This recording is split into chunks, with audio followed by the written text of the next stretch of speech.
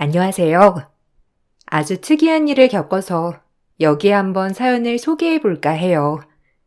유학 시절 만난 남자친구와 결혼을 약속하고 한국에 가서 구체적으로 결혼을 어떻게 할 건지 계획을 세웠어요. 서로 한국에서 취업을 할 예정이었기 때문에 그때는 계획을 세우는 것도 정말 즐거운 일이었어요. 그렇게 모든 공부를 끝내고 귀국을 한 날, 공항에서 예비 시어머니를 보았고 예비 시어머니는 절 위아래로 훑어보시곤 인사도 안 받으셨습니다. 나름 어디 가서 못 배웠다는 소리도 못 들었고 오히려 반듯하게 잘 자랐다고 주위에서 많이들 말씀해 주셔서 그런지 저에게 이런 경우가 생겨버린 게 화가 났어요. 엄마, 제가 말씀드린 유정이에요. 저랑 결혼하기로 했고, 나중에 정식으로 인사시켜 드릴게요. 일단 얼굴 먼저 보세요. 무슨 결혼 얘기는 나중에 하고 얼른 들어가자. 고생 많이 했어 우리 아들. 엄마가 차 대기시켰으니 얼른 가자. 넌 저렇게 수준 낮은 애랑 만나니? 네가 말한 애 얼굴 좀 보려고 왔더니만 무슨 수준하고는 에휴 딱 봐도 못 사는 애 티난다. 남자친구에게 다 들리게끔 제 얘기를 하고 눈길도 안 주며 휙 돌아서서 가는 예비 시모를 한참이나 뚫어지게 보았어요. 너무 황당하고 어이가 없었지만 본인도 당황스러웠나 싶어 이해하려고 생각했지만 강렬했던 첫인상은 계속해서 절 괴롭혔고 급기야 남자친구와 다투기도 하였어요. 그럴 때마다 남자친구는 본인 엄마는 좋은 분이다 라고 하더라고요. 제게 이런 일이 일어날 줄이야 정말 몰랐기 때문에 이런 것이 예비 시댁과의 마찰이구나 싶은 느낌이 들었습니다. 우리 엄마가 그땐 좀 당황해서 그래. 내가 여자친구랑 귀국하니까 얼마나 당황하셨겠어. 전화로는 다 말씀을 드렸는데, 그래도 아직까지 내가 결혼한다고 하니까 당황스러우신가 봐. 아무래도 하나뿐인 아들이니 조금 섭섭하신 감도 있겠지. 언제까지 품 안에 자식이라고. 하나뿐인 아들이라 섭섭하신 게 아니라 내가 마음에 안 드신 거 아니야? 걱정되네. 그럴 리는 없어. 내가 엄마 잘 설득할 거고, 난 너 같은 여자 절대 놓치기 싫거든. 그러니까 나만 믿고 따라오면 돼. 근데 나 이런 경우는 진짜 처음이라 황당해. 뭐 어디 가서 엄청 내세울 그런 건 아니지만 그래도 이런 취급은 좀 그렇잖아. 외로운 유학 시절 남자친구는 저에게 큰 힘이 돼주었고 그렇게 저희는 결혼을 약속한 사이였어요. 전 한국에 귀국하자마자 전공을 살려 광고 디자인 회사에 취직을 하였고 남자친구는 가고 싶은 회사에 면접만 본 상태였어요. 당연히 꽃길이 펼쳐질 거라고 예상했던 거와는 다르게 모르는 번호로 전화가 오게 되었고 뒷자리가 남자친구와 똑같았는데 딱 봐도 남자친구 어머니더라고요. 드라마에서만 보던 일이 저에게도 일어나는구나 싶은 게 긴장을 많이 하게 되었고 어떻게 반응을 하지 싶었습니다. 아가씨, 얘긴 많이 들었는데 내가 우리 철주 모르게 아가씨 한번 만나고 싶거든? 어떤 아가씨인지 파악 좀 하고 말이야. 아, 네, 안녕하세요. 제가 6시에 일이 끝나니까 어머님 편하신 쪽으로 갈게요. 시간이랑 날짜, 장소 정해 주시겠어요? 어머니라니? 아직 어떻게 될지도 모르는데 어머니라고 하는 건 좀 부담스럽네. 그럼 만나서 얘기하도록 하고 문자 보내줄게. 다짜고짜 반말에 어머니라고 하지 말라는 예비 시모가 황당하기도 하고 기분이 정말 나빴어요. 원래 성격 같아선 결혼을 엎어야 정상이지만 그땐 뭐에 홀렸는지 어떻게 해서든 예비 시어머니의 마음에 들고 싶은 마음이 들었어요. 제 자신이 절대 남자친구한테 뒤처진다고 생각해 본 적도 없었기 때문에 더욱더 자신감에 차있던 시기였죠. 그렇게 예비 시모와 첫 만남이 이루어졌고, 살다 살다 이렇게 무례한 사람은 처음이다라고 생각이 들 만큼 정말이지 예비 시모의 첫인상은 최악임에 다름없었어요. 철주가 여자 보기를 돌같이 아는 앤데 내가 어떤 여잔지 한번 보고 싶었어. 결혼이라니. 근데 엄마가 장사하신다던데. 무슨 장사 하시는 거야? 뭐 음식점 같은 거 한다고 들었는데. 우리는 어떤 집안인 줄 잘 알지? 사실 마음에 드는 우리 레지던트 선생님이 있거든. 철주 짝으로 딱 좋겠다 싶어서 귀국하는 즉시 만남을 주선하려고 했는데 갑자기 결혼이라니. 황당해서야 원. 네, 아쉬우시겠네요. 저희 엄마는 홍어집 하세요. 그래도 그 지역에서 굉장히 맛집으로 소문도 많이 났고 장사도 꽤 잘 된답니다. 어려서부터 열심히 장사하시고 절 이렇게 공부시켜 주신 거죠. 혹시 좋아하시면 제가 좀 보내드릴게요. 뭐? 홍어? 아, 그 냄새나는 생선 말하는 거지? 어머, 완전 쇼킹이네. 홍어집 딸이라니? 난 무슨 오마카세집 딸인 줄. 세상에나 그런 집 여자애를. 아휴, 더 볼 것도 없어요. 난 일단 먼저 일어날 테니까 천천히 먹고 일어나든지. 아, 계산은 반반 하지. 내가 굳이 남한테 밥을 사주는 것도 웃기니까. 어차피 이제 볼 일 없을 테니까 더치페이라고 합시다. 그럼 일어날게요.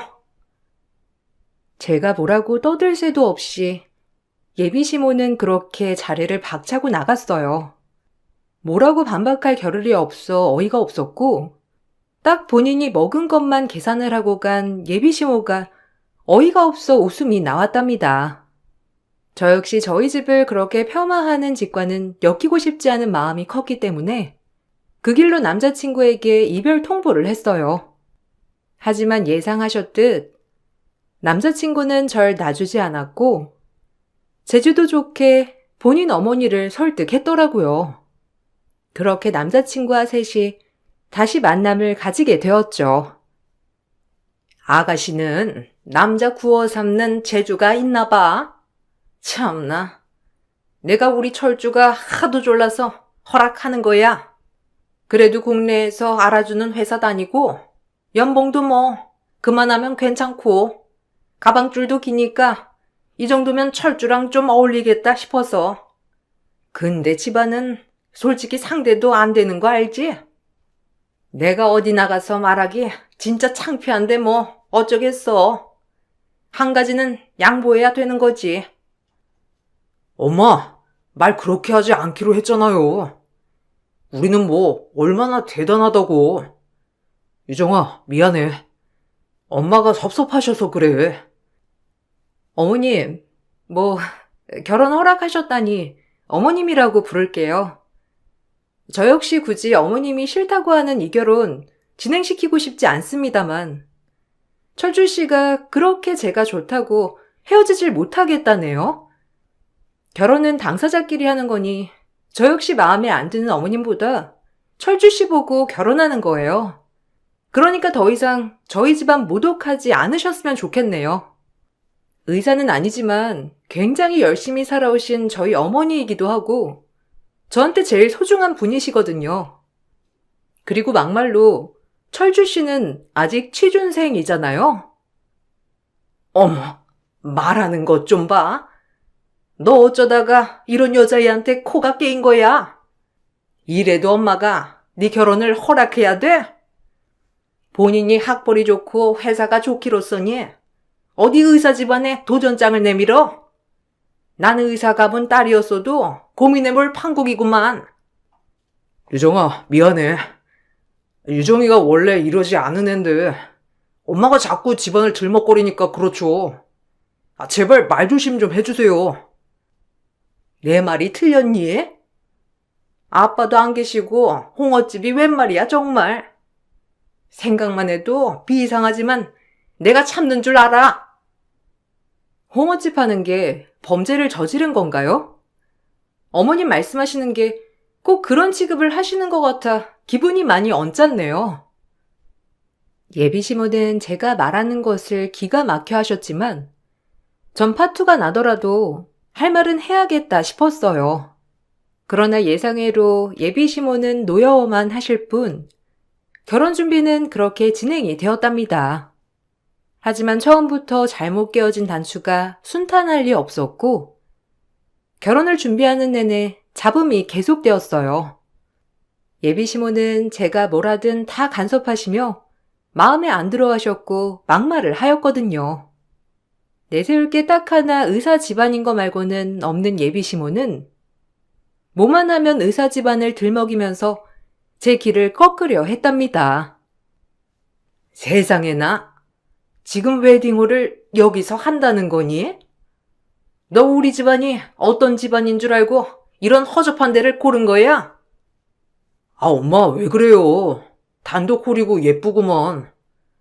그리고 지금 이게 우리가 가진 돈에서 최선이고 엄청 마음에 드는걸요? 너 얘를 만나더니 아주 안목이 내려갔구나. 못해도 호텔 결혼식으로 해야지. 지금 웨딩홀이라니.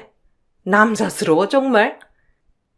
아, 그럼 어머님이 좀 보태주실까요? 저희가 가진 예산에선 이게 전부였는데 어머님이 보태주시면 그렇게 할게요. 호텔 예식 원하신다는데 굳이 웨딩홀 고집할 필요 없는 것 같아요. 어머님이 보태주시면 원하는 대로 세팅해 놓겠습니다. 대바라져가지고 내가 왜 이딴 결혼을 너희가 알아서 하기로 하지 않았니? 정말 마음에 안 드는 결혼이야. 어머님, 저 어머님이랑 정말 잘 지내고 싶어요. 근데 자꾸 이러시면 제가 어찌해야 할까요? 이제 가족이 되는 건데. 그래, 엄마. 그만 좀 해요. 어차피 결혼하기로 한 거 유정이 좋게 봐주시면 좋잖아. 우리가 의사 집안인 거 말고는 솔직히 내가 유정이한테 내세울 게 뭐가 있어. 같은 유학파지만 유정이는 좋은 학교 나와서 취업도 바로 됐는데 난 아직 취준생이고. 기죽지 마. 네가 어디 가서 빠진다고. 넌 자고로 뒷배경이 의사 부모를 둔 아주 대단한 집안의 자제라고. 누가 보면 철수 씨가 의사인 줄 알겠네요, 어머님. 자기 의사 됐으면 나 절대 못 만났겠다.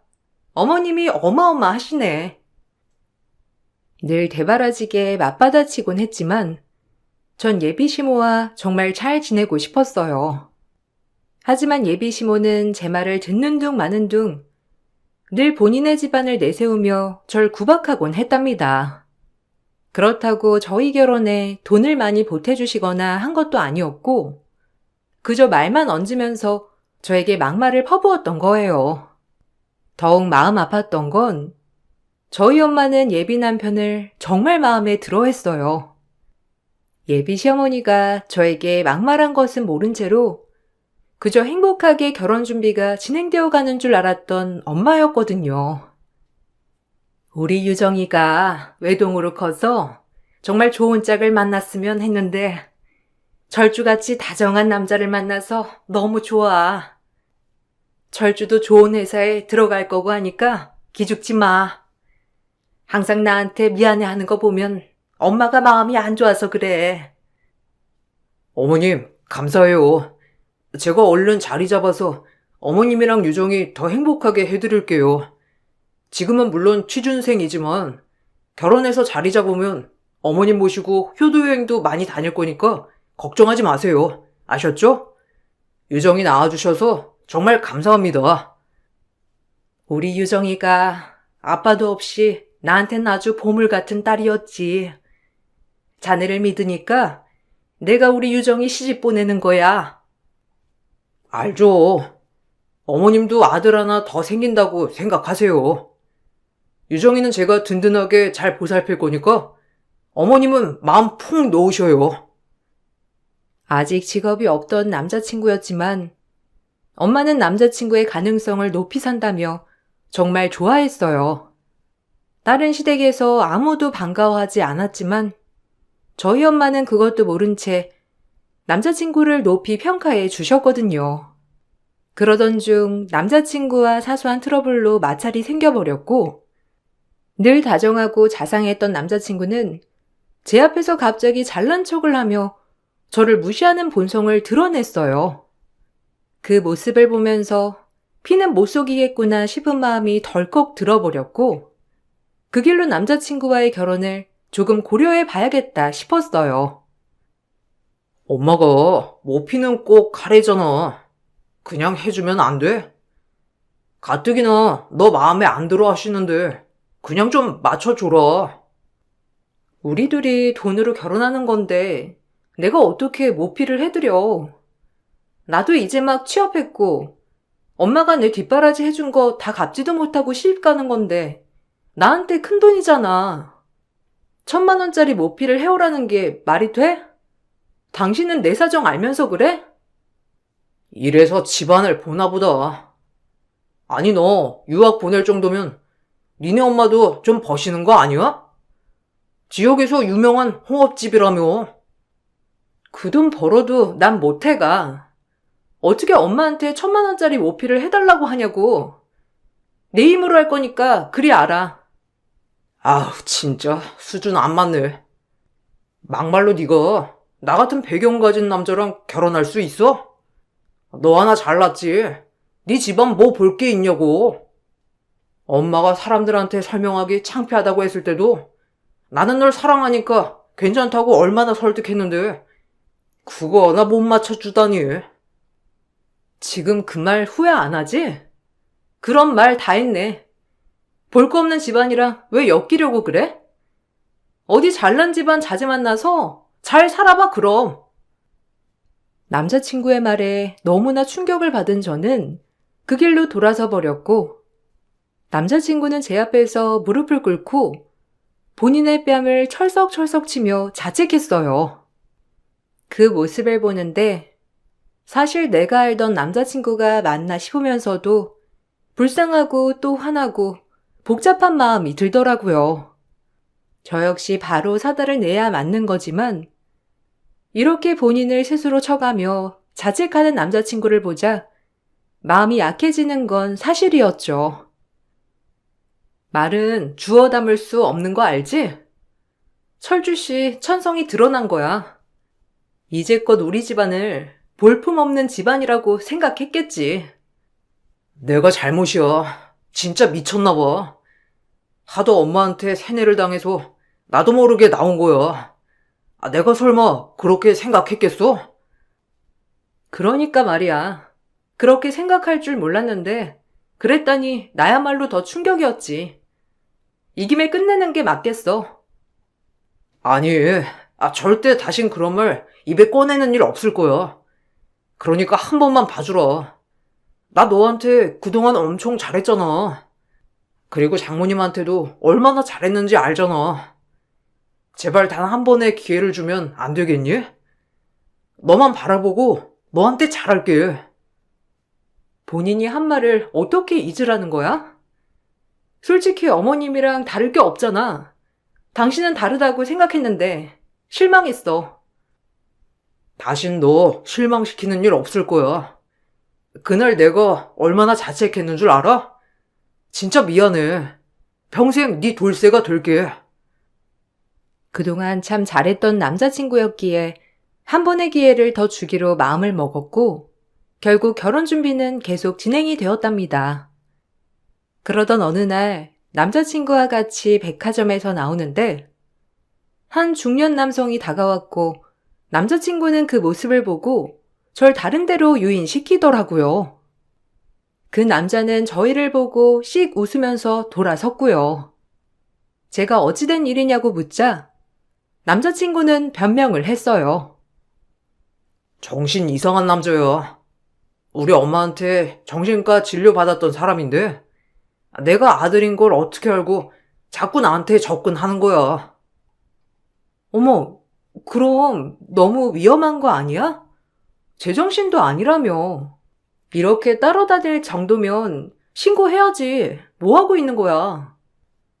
똥이 무서워서 피하냐? 더러워서 피하지. 그냥 신경 쓰지 마. 내가 앞으로 네 앞에 못 나타나게 따끔하게 주의를 줄게. 그래도 이건 주의로 끝날 게 아닌데. 당신 계속해서 신경 쓰이는 일이잖아. 그리고 저 남자 어딘가 섬뜩해서 그래. 남자친구의 말이 참 거슬리고 복잡했지만 한사코 절대 문제되지 않을 거라며 절 안심시켰고 요즘 세상에 별의별 사람이 다 있으니 그러려니 했어요. 그리고 대망의 상견례 날이 되었고 저희 엄마는 드디어 사돈을 뵙는 거냐면서 들떠 있었습니다. 그리고 그날 조금은 저에게 미안함을 표했어요. 처음으로 엄마의 마음을 들으니 미안해지면서 뭔가 결심이 서더라고요. 그 집안 그렇게 으리으리하다면서 나 하나 홀랑 나가면 너 기죽는 거 아닌가 모르겠다. 넌 정말 멋진 애인데. 날 이렇게 키워준 게 엄마잖아. 그리고 그 집 그렇게 대단한 집 아니니까 걱정하지 말고 엄마는 그냥 내 옆에만 꼭 있어. 아유, 대단한 집이 아니긴. 솔직히 그런 집이면 대단한 거야. 그래도 엄마한테 그렇게 말해주니 우리 딸 참 멋있네. 엄마, 난 엄마가 제일 중요하고 오늘 혹시 무슨 일이 있더라도 너무 크게 실망하거나 슬퍼하지 마. 정말 난 괜찮으니까. 얘가 왜 이렇게 의미심장한 소리를 하고 그래? 너 무슨 일 있는 거야? 갑자기 네가 그렇게 얘기하니까 걱정되잖아. 전 그렇게 엄마를 모시고 상견례장을 향했고 상견례장에 도착하자 남자친구와 예비 시모가 들어섰어요. 그리고 드디어 처음 얼굴을 뵌 남자친구 아버님을 보게 되었어요. 인상이 참 좋으시고 서글서글한 모습이었습니다. 예비 시모는 들어서자마자 코를 막는 신용을 하며 엄마를 조롱하였고 우연의 일치로 엄마가 입은 무수탕과 똑같은 무수탕을 입고 오셨더라고요. 아유, 코를 찌르네. 역시 홍어집 한다더니 냄새는 못 속이네요. 어마어마한 게, 아유, 머리 아파. 아유, 얘, 타이레놀 좀 줘라. 어머, 그런가요?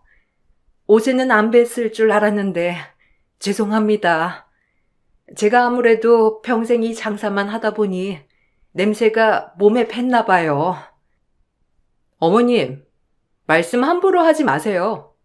그거 어머님 편견이시고 같은 사람으로서 그런 발언 좀 아닌 것 같네요. 내가 틀린 말 했니? 그리고 지금 그 무수탕 입은 거 뭐예요? 이게 얼마짜린데? 아휴, 홍어나 파는 주제에 딱 봐도 짝퉁이네. 의사인 예비 시모가 상견례 날 입고 온 무스탕이 홍어집 하는 엄마와 똑같자 저렇게 막말하는 예비 시모였고 전 참을 수 없었어요. 그리고 그 자리에서 숨겨둔 비장의 카드를 들이밀며 이 상견례장을 초토화시켰답니다. 아주 속 시원한 행동이었어요. 사실 이 비장의 카드를 꺼낼까 말까 엄청나게 고민을 했기 때문에 망설였던 건 사실이었지만 막상 꺼내고 나니 잘했다 싶었어요. 그 집 아들 껍데기가 짝퉁은 아니고? 내가 얼마나 만만해 보였으면 그렇게 둘이서 짜고 치는 고스톱이었을까? 이걸 왜 네가 가지고 있니? 그리고 너 이거 다 어떻게 알았어? 지금 우리 뒤 캐고 다닌 거냐? 감히 니까지 깨? 내가 다 설명할게. 말하려고 했어, 당연히. 결혼 전에 무조건 밝히려고 했으니까 오해하지 말고 내 말 들어. 제가 비장의 카드라고 쓱 들이민 서류에 두 모자 서로 얼굴을 마주보며 내게 울부짖었고 그 모습이 참 통쾌했어요. 그래놓고 본인들이 잘났다고 저러는 꼴이 정말 억울하고 화가 났습니다. 엄마 또한 놀란 모습을 보이며 당황했죠.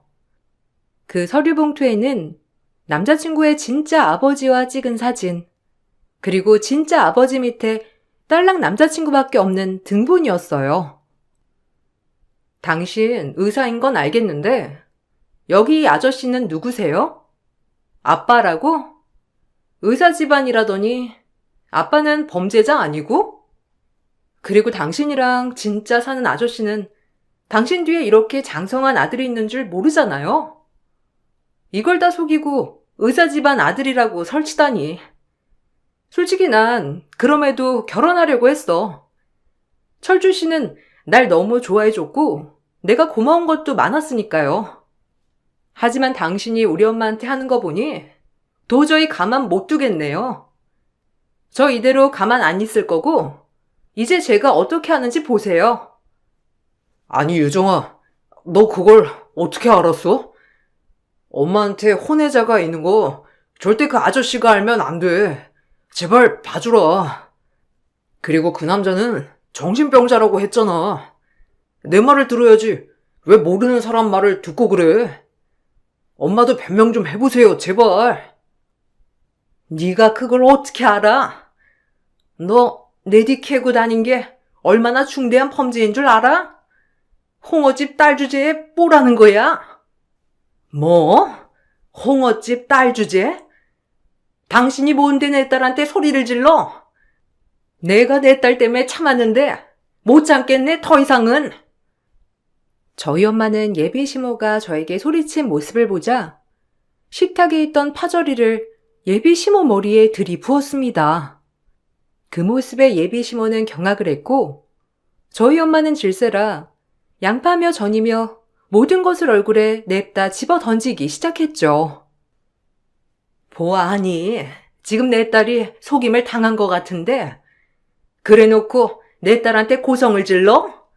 감히 내 귀한 딸한테? 네가 뭔데? 이 여자가 무식하게 홍어 팔던 무식을 어디서 나한테 떨어? 내가 누군지를 알고 이러는 거야? 아우 냄새나. 엄마 잘했어. 이 여자는 음식물을 받을 게 아니라 더 큰 걸 받았어야 하는데 아직도 뭘 잘못할 줄 모르고 있네.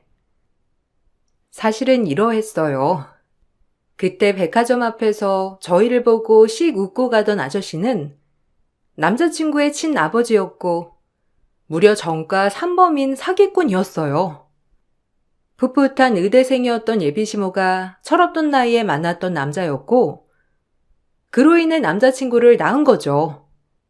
그리고 예비시모의 집안에 반대로 헤어지게 되었고 그렇게 남자친구는 그 아저씨의 호적에만 올라있던 겁니다. 의사 면허를 따고 이제야 주변의 시선을 의식한 예비시모는 같은 의사였던 친구와 결혼을 해버렸고 그렇게 가정을 꾸렸던 거예요. 하지만 본인이 낳은 아들을 잊을 수가 없었고 그렇게 예비 남편이 초등학교 다니던 해에 찾았다고 했어요. 물론 본인의 남편 모르게 말이죠. 그때부터 예비 남편의 아버지가 틈만 나면 나타나서 예비 시모에게 돈을 뜯어냈고 그럼에도 본인의 아들을 끔찍이 사랑한 예비 시모는 자기 아들도 의사 부부의 아들로 둔갑시켜 저에게 그렇게 갑질을 해왔던 겁니다. 정말 있어선 안 될 일이었죠. 남자친구 또한 그런 사실을 숨기고 본인의 집 배경이 의사 집안이라면서 아버지 자랑을 해댔었던 거예요. 너 지금 뭐 어떻게 하겠다는 거야? 내가 의사면 뭐 의사 집안의 아들 맞잖아. 근데 네가 뭘 터뜨리겠다는 거니? 그렇게 당당하셔서 남편 대행 아르바이트까지 쓰면서 의사 아버지가 있다고 하셨나요? 철주 씨 친아버지 정가자라면서요. 차마 그 친아버진 못 데려오겠고 지금 남편이라고 진짜 같이 살고 있는 의사 남편에겐 더 말 못하겠어서 돈을 쓰고 사람을 써요? 뭐? 정가자? 아우 세상에. 그래놓고 지금 저한테 홍어 냄새 난다 뭐한다 하신 건가요? 사람으로서 할 짓인가요? 철주 네가 말해봐. 지금 우리 유정이가 말한 게 다 사실이야? 아니 어떻게 이렇게 사람들을 감쪽같이 속이고 행동을 해? 장모님, 제가 다 설명드릴게요.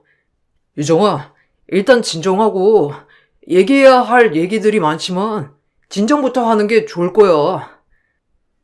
처음에 그 아저씨가 나보고 당신 키워낸 값 달래더라? 혼수 비용이라고 생각하라면서. 그때까지 당신이 정말 불쌍했어. 어떻게 이런 아버지 밑에서 자랐을까? 어머니를 대놓고 어머니라 부르지도 못하면서. 근데 당신 어머니가 한 말이 잊히지 않는 거야. 본인 과거 생각 못하고 우리 집안 업신여기고 그래도 오늘만 잘 넘기면 다 덮으려고 했어. 그만큼 당신이 소중했으니까. 근데 끝까지 우리 집안 업신여기는 당신 어머니 보고 깨달았지. 더 이상 못 참겠다. 본인 주제를 알려드려야겠구나 한 거야.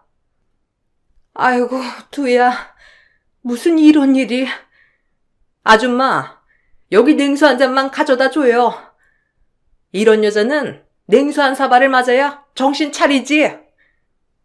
어머머, 아유, 이 여자가 미쳤나?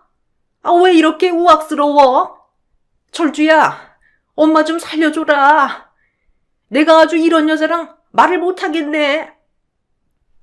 전 그리고 기가 막혀 하는 엄마를 모시고 집으로 와버렸고, 당장 예비 시모의 진짜 남편인 의사 아저씨를 찾아갔어요. 워낙 본인의 남편을 병원 이름까지 대면서 누구라고 말하고 다녔던 예비 시모였기에 금방 찾을 수 있었고, 전 이 모든 이야기를 다 폭로해 버렸답니다. 의사 아저씨는 제 말을 믿지 않았지만 그동안 의심스러운 게 한두 가지가 아니었던지 제 얘기를 듣고 예비 시모에 대해 낱낱이 조사를 했어요. 그리고 제 말이 모두 맞아떨어지자 예비 시모에게 이혼 소송을 걸게 되었답니다. 그들 사이에는 다행히도 오랜 세월을 살았지만 자식은 없더라고요. 그렇게 철저히 예비 시모에게 위자료 소송까지 거는 의사 아저씨였고 본인을 몇십 년 기만한 것을 용서하지 못하겠다며 길길이 날뛰었어요. 예비 시모는 울면서 싹싹 빌더라고요. 처음으로 그 비는 모습을 보자 웃음이 나오면서 이 여자의 끝이 이런 결말이었구나 싶은 것이 전 웃음이 나오더라고요. 여보, 미안해. 다 말하려고 했어. 근데 차마 입이 떨어지질 않더라고. 정말 미안해. 그래도 우리 산 세월이 있잖아. 애도 못 낳는 데서 그런 줄 알았고, 그래도 불구하고 살아온 정이 있으니 내 자식도 포기했건만. 지는 뒤로 지혜를 낳아서 챙기고 있었어. 소름 돋고 가증스러운 것. 너 진짜 내가 가만 안 둘 줄 알아? 내 지인들 동원해서 너 망하게 할 거니 지켜보라고. 저도 저지만 평생을 예비 시모에게 속아서 살아온 의사 아저씨가 불쌍했고 진짜 예비 시모의 악행에 소름이 돋았어요. 꼭 이렇게까지 했어야 했니? 우리 철주가 불쌍하지도 않아? 저런 남자 밑에서 자라서 내가 얼마나 가여웠는데. 근데 왜 저한텐 그러셨어요? 본인 아들 귀하고 소중하면 남의 딸 귀한 줄도 아셨어야죠. 당신이 저희 엄마 무시하고 절 업신여기지만 않았어도 전혀 일어나지도 않을 일이에요. 차라리 그렇게 사랑하는 아들이랑 둘이 사는 것도 나쁘지 않겠네요. 호적상 남편인 의사 아저씨랑 이혼하시고 철주 씨랑 새 출발하세요. 그게 원래 맞는 거고 순리니까 말이에요. 그래도 그렇지. 이렇게 한 여자의 인생을 망쳐놓으니까 속이 시원하냐? 엄마, 너 때문에 이혼당하고 난리 날 판이야. 왜 날 탓해? 지금 나보고 죄의식 가지라는 거야, 뭐야? 본인이 했던 행동들을 되돌아봐. 업신여긴 건 당신 엄마니까. 니네 엄마 소중하면 우리 엄마도 소중해. 우리 엄만 당해도 되고 너네 엄만 당하면 안 되니? 이게 무슨 개떡 같은 논리야? 제 말에 입술을 파르르 떨며 눈물을 떨구는 예비 시모였고 결국 이혼을 당하고 위자료까지 줘야 했어요. 그리고 예비 남편은 저에게 사죄를 하러 엄마 가게까지 와서 눈물을 흘렸지만 사실 예전에 저희 집을 한번 무시했던 전적이 있어서 그런지 마음이 풀리지 않았어요. 그리고 그렇게 저희는 파혼의 소순을 밟게 되었답니다. 다행히 예식이 많이 남아있던 터라 위약금 없이 모든 것이 취소 진행이 되었어요. 그럼에도 전 이 파혼의 사유가 전적으로 남자친구의 집안에 있었기 때문이라 생각해서 정신적 위자료 청구 소송을 걸었답니다. 제가 소송을 걸자 그렇게 미안하다고 하는 남자친구도 태도를 돌변했어요. 너네 집이나 우리 집이나 뭐가 달라? 겨우 홍어 파는 주제에 진짜 깝죽거릴래? 우리 엄마 인생 파탄 내놓고 네가 감히 잘 살 수 있을 것 같아? 그래놓고 위자료? 두고 봐라. 내가 위자료 한 푼을 주나? 너네 홍어집 문 닫게 할 줄 알아? 그래, 네 눈물은 악어의 눈물쇼였지. 그 핏줄 어디 가겠니? 정과자 핏줄에 막말엄마 핏줄. 딱 네 수준이 거기까지야. 우리 같은 유업파 출신 애들한테 너 소문 잘못 날 줄 알아. 내가 아주 네 인간관계 다 끊어버리려니까 기대해도 좋아. 네 말 믿고 내 인간관계가 파탄날 정도의 사이였다면 애초에 끊겨도 좋아. 어디 마음대로 해봐. 안 무서우니까. 그리고 그렇게 모든 걸 속이고 네 뒷바라지한 네 엄마 생각해서라도 취직이나 좀 하자. 들인 돈이 얼마인데 그러고 사니? 그리고 정말 긴 소송 끝에 남자친구는 저에게 위자료를 주어야 했습니다. 소송이 끝나고 나서야 속이 시원했어요. 이 모든 게 다 끝났다는 안도의 해방감과 행복함이 밀려왔죠. 그리고 엄마한테는 세상 그 누구보다도 자랑스럽다고 얘기해 주었답니다. 엄마 역시 많이 슬퍼하셨지만 그럼에도 제 앞날을 멋지게 응원해 주시더라고요. 같이 유학을 했던 친구들에게 듣기론 전 남자친구의 어머니는 전 남자친구가 만나는 여자마다 의사 집안이라며 아직까지 몰락한 본인을 돌아보지 못하고 갑질을 하신다고 하더라고요. 그 나이 때 의사계에서 혼외자도 있고 평생 한 남자를 속여서 살았다는 것이 소문이나 동문회도 가지 못한다고 했지만 저처럼 연관 없는 사람들에겐 아직까지 의사라며 떵떵거린다고 했어요. 그리곤 저보고 잘 벗어났다고 많이들 위로 아닌 위로를 해 주었답니다. 이 글을 쓰고 있는 전 지금 4년차 직장인이에요. 그리고 멋진 사람을 만나 다음 주에 결혼식을 올린답니다. 사실 전 남자친구 때문에 남자를 믿기가 쉽지 않았지만 진짜 예비 남편은 저에게 전적으로 믿음을 준 사람이에요. 그리고 예비 시부모님이시야말로 인품이 훌륭하신 분들이죠. 결혼식을 앞두고 이리저리 싱숭생숭하여 글을 써보았는데 어떠셨는지 모르겠네요. 과거는 과거일 뿐 현재를 위해 살겠다는 각오 한마디 남기고 글을 마치겠습니다. 평안한 날 되시길 소망할게요. 감사합니다. 안녕하세요. 저는 서울에 살고 있는 30대 후반 여자입니다. 봄이 오기 시작하면서 결혼하시는 분들이 많이 계신데요. 저희도 이번에 시댁 식구 중에 신우가 결혼식을 진행했었어요. 그런데 예식장에 제가 들어서자마자 시모가 한바탕 난리가 났었어요. 시모의 행동을 이해할 수 없었던 저는 고개를 갸우뚱 했었죠. 저에게 뭐 하는 짓이냐고 갑자기 끌고 가시더니 비상계단에서 삿대질을 하시면서 뭐라고 하시더라고요. 그런 시모의 모습을 지켜보고 있다가 결국 저도 한마디 하게 되었는데 본인의 잘못은 인정하고 계셨는지 더 이상 아무 말도 못하고 계셨습니다. 시모와 제가 마찰이 생기게 된 이유는 작년 가을에 저희 동생이 결혼식을 하게 되자 시모가 평소에 자주 만나시던 계모임 회원 12명의 분들과 함께 오시면서 문제가 시작되었습니다. 축하해 주시는 것까지는 좋았어요. 결혼식은 많은 분들이 와주실수록 좋은 거니까요. 그런데 시모가 12명의 계모임 회원분들과 웨딩홀에 마련된 뷔페에 들어가시는데 좀 당황스러운 말을 꺼내시면서 회원분들을 안내해 주시길래 시모의 행동을 이해할 수 없었던 저는 어떤 상황인지 확인해 볼 수밖에 없었어요. 그리고 시모는 그런 저를 마음에 들어하지 않으셨죠. 무슨 문제라도 있는 거니? 내가 지인들 공짜밥 먹일까봐 그러는 거야? 너는 나를 뭘로 보고 이런 식으로 대하는 건데? 지인들이 이상하게 쳐다보고 있잖아. 어머님, 그게 아니라요. 명부에는 작성도 하지 않으시고 무작정 식사권부터 달라고 화부터 내시니까 제가 좀 당황스러워서 여쭤본 거예요. 너, 내가 누구야? 축의금 안 낼까봐 걱정하는 거야?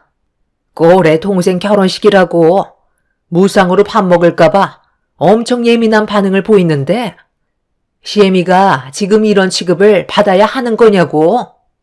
내 지인들이 먼 길 와서 시장하다고 하니까 먼저 식사권을 달라고 한 건데 그걸 불만 가지면 어쩌자는 거야? 너는 아직까지 내 성격 모르는 거니? 우리 식사 끝나면 내가 축의금 따로 걷어서 줄 테니까 쓸데없는 걱정 말고 가서 네 동생이나 잘 챙겨라. 오늘같이 좋은 날 서로 얼굴 붉혀야 되겠어? 대충 둘러보니까 먹을 만한 음식도 별로 없더구만. 내 지인들이 조용히 음식만 먹고 간다고 했으니까 식 끝나면 나한테 찾아와라. 시모는 저를 통해 축의금을 건네주시겠다며 화를 내셨는데 저는 그런 모습을 보면서 기분이 좋지는 않았었죠. 다른 분들께서는 축의금을 내신 다음 명단에 이름을 작성하시고 식사권을 받아 가시는데 시모는 무조건 식사권부터 달라며 결혼식장에서 화를 내셨습니다. 그 모습에 당황한 저는 시모에게 침착하게 설명을 드렸지만 이미 기분이 상하셨는지 저에게 불만을 털어 놓으셨어요. 저도 많이 당황스러웠던 게 다른 가족분들도 절차대로 잘 따라와 주시는데 시모는 지인분들을 식당으로 밀어넣고 식사권을 달라고 화부터 내시는 건 저희 집안을 무시하는 행동이라 기분 좋은 동생의 결혼식 날 얼굴이 붉어지고 말았었죠. 결혼식 날 식당에서 소란이 일어나자 주위 사람들이 웅성거리기 시작했고 점점 더 일이 커지자 남편이 달려와 저에게 무슨 일이 있었냐고 물어보려 하자 시모가 목소리를 높이면서 저에게 삿대질을 하시더니 시애미한테 축의금 안 냈으니 밥도 먹지 말라고 했다면서 갑자기 그 자리에서 털썩 주저앉으시곤 땅을 치며 눈물을 흘리려 하셨어요. 저도 그런 시모의 돌발 행동에 너무 놀라 말도 제대로 나오지 않고 있는데 남편이 시모에게 다가가 진정시켜 드리면서 계모임 회원분들이 계신 쪽으로 모셔갔습니다. 자리에 앉으신 시모는 그제서야 진정하시더니 제가 꼭 잘못한 것처럼 남편한테 불만을 털어놓고 계셨어요. 남편은 시모의 말을 한참 동안 들어주었고 진정되지 않을 것 같았던 상황은 겨우 마무리가 될 수 있었습니다. 시모는 회원분들과 웃고 떠들면서 식사를 즐기셨는데 남편이 저에게 다가와 결혼식 망치지 않으려면 일단 시모의 기분을 맞춰줘야 한다면서 나중에 다시 얘기하는 게 좋을 것 같다고 고생 많았다며 한숨을 내쉬었네요. 남편도 시모가 어떤 성격을 가지고 계신지 알기 때문에 한 번뿐인 제 동생의 결혼식을 무사히 끝내고 싶었는지 최대한 좋게 풀어나갔습니다. 남편한테는 너무 고마웠었지만 예식장 식당이 시장 한복판도 아니고 많은 분들께서 와주신 자리에 시모와 계모인 분들은 예식장이 떠나갈 정도로 웃고 떠들며 음주 가무를 즐기셨어요. 그런 시모와 회원분들의 개념 없는 행동들이 다른 분들의 얼굴까지 붉어지게 만들었지만 시모는 전혀 개의치 않았습니다. 그렇게 위태로웠던 동생의 결혼식이 끝나고 이것저것 정신없이 도와주고 있는데 시모와 회원분들은 술이 머리끝까지 취하셔선 비틀거리시며 예식장을 빠져나가려 하셨어요. 좀 전에 저에게 했던 말을 잊으셨는지 그냥 가려 하시길래 직접 가서 축의금을 달라고 하기에도 상당히 난감한 상황이라 어떻게 해야 할지 몰라 그 모습을 지켜보고 있었는데 남편이 시모한테 달려가 멈춰 세우더라고요. 그리곤 시모와 회원분들의 축의금에 대해 여쭤보며 남편이 손을 내밀었습니다. 와서 축하해줬으면 된 거지. 무슨 축의금을 달라는 거야? 너는 엄마한테 축의금 달라는 말이 나오니? 내가 지금 그럴 위치가 아닌 거 모르는 거 아니잖아? 엄마, 제 결혼식도 아니고 저제가 결혼하는 건데 지킬 건 지키셔야죠. 지금 얼마나 많은 피해를 줬는지 알아요? 저제 시댁에서 언짢으실 정도로 엄마가 오늘 지인분들과 술 먹고 노래 부르면서 춤까지 추시다가 넘어지셔서 술병까지 깨트리고 난리도 아니었잖아요. 도대체 여기가 누구를 위한 자리인 거죠? 축하해 주려고 오신 건 정말 감사하게 생각하고는 있는데요. 한두 분도 아니고 12분이나 데려오셨잖아요. 그리고 엄마가 식사 끝나면 따로 축의금 챙겨주신다고 하지 않으셨어요? 그래서 내 지인분들 보는 앞에서 엄마한테 큰 소리 치는 거야? 네가 엄마한테 보이는 태도가 마음에 들지 않아서 축의금을 줄 수는 없을 것 같다. 어머님, 지금 그게 무슨 말씀이세요?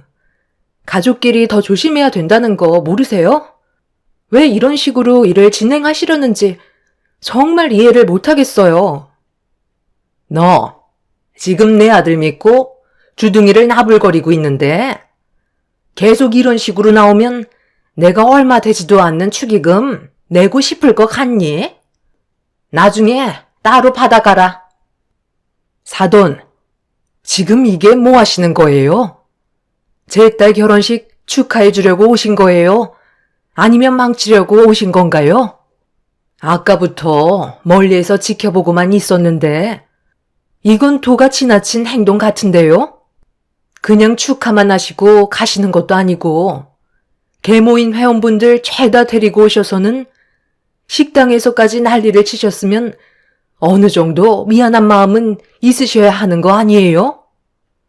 초대되지 않는 분들까지 모시고 오셨으면 기본적으로 해야 될 도리는 하셔야죠. 제 입으로 축의금을 달라는 말을 사돈께 꺼내야 되는 제 입장은 어떨 것 같아요? 이런 식으로 행동하시면 양가 집안 분위기 안 좋아지는 거 뻔히 아시면서 정말 답답하게 계속 이런 식으로 행동하실 건가요?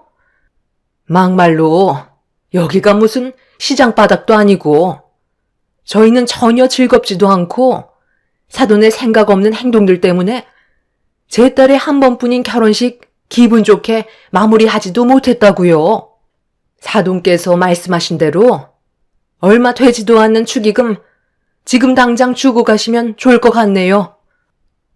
시모는 술 취한 모습으로 인상을 찌푸리시며 저희 엄마를 노려보셨어요. 사람들이 점점 저희 주위로 몰려들기 시작했고 시모를 바라보는 시선이 많아지자 축의금을 주겠다면서 1층에 있는 ATM 인출기에서 돈을 좀 찾겠다며 내려가셨습니다. 그때까지도 시모를 믿고 있었는데 한참을 기다려도 오지 않으시길래 남편이 1층으로 내려가 확인을 해봤는데 시모는 이미 자리를 떠난 상태셨어요. 남편은 그날 화가 머리끝까지 올라왔고 동생은 어색한 미소로 괜찮다고 했었지만 시모의 잘못된 행동에 대해 확실히 짚고 넘어갈 필요가 있었어요. 남편은 저희 가족에게 죄송하다며 고개를 숙였고 남편이 대신 축의금을 내겠다고 하자 엄마는 거부를 하셨어요. 시모에게 직접 축의금을 받아야겠다면서 조만간 시댁에 한번 들리겠다고 화를 억누르시며 상황을 종료시켰습니다. 이런 적은 처음이라 가족 전체가 시모의 행동에 당황스러웠었죠. 그렇게 동생의 결혼식이 끝난 뒤 집으로 돌아온 저희 부부는 시모 때문에 화가 진정이 되지 않아 몇 번이나 전화를 했었지만 시모는 통화조차 하고 싶지 않으셨는지 핸드폰의 전원을 꺼놓은 상태였어요. 남편은 그날 시모 때문에 얼굴을 들지도 못했다면서 집에 돌아와 술을 먹으면서 원망 섞인 말을 늘어놓았고 그 모습을 지켜보고 있던 저 또한 마음이 좋지 않았습니다. 저희 부부는 한동안 시댁에 찾아가지 않았지만 지방에서 일을 하시던 시부는 동생의 결혼식 때 참석을 하지 않으셔서 이 사실을 뒤늦게 알게 되셨는데 시모의 생각 없는 행동에 미안하다면서 저에게 시모와 계모인 분들의 축의금을 대신 계좌로 보내주셨지만 남편은 그냥 넘어갈 수 있는 문제가 아니라며 시부께서 보내주신 돈을 들고 주말에 시댁으로 향하게 되었습니다. 엄마, 방에서 나오지 않는다고 해결되는 문제가 아니잖아요. 축의금 때문에 제가 이렇게까지 화가 나게 될 줄 정말 몰랐어요. 빨리 나와 보세요. 아유, 그만 좀 뭐라고 해라. 귀청 떨어지겠다. 너희 아빠가 며느리 통장으로 돈 보냈다면서. 그럼 된 거 아니야? 즐거운 주말에 서로 얼굴 붉혀야 되겠어? 엄마가 처제 결혼식 날 처신만 똑바로 하셨어도 일이 이렇게까지 커지지는 않았겠죠. 엄마의 행동이 아버지까지 고개를 들지 못하게 하고 있다는 거 모르세요? 처음부터 축의금 내실 생각 전혀 없으셨던 거죠? 개모임에 참석하신 분들은 잘못됐다고 전혀 인지를 못하시는 거예요? 어떻게 엄마랑 똑같이 행동하실 수 있어요?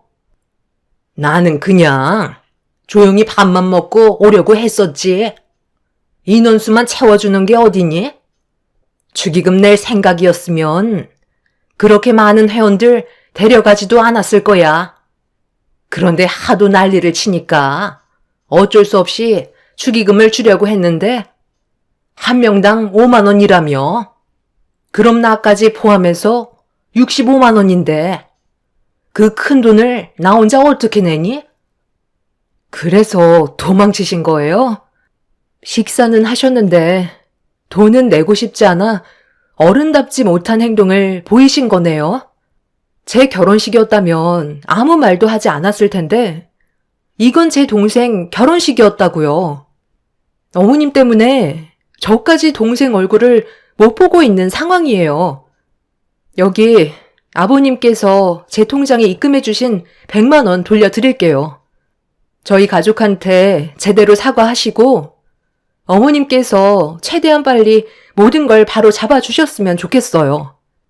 그렇지 않고선 안 좋은 감정만 계속해서 쌓일 뿐이라고요.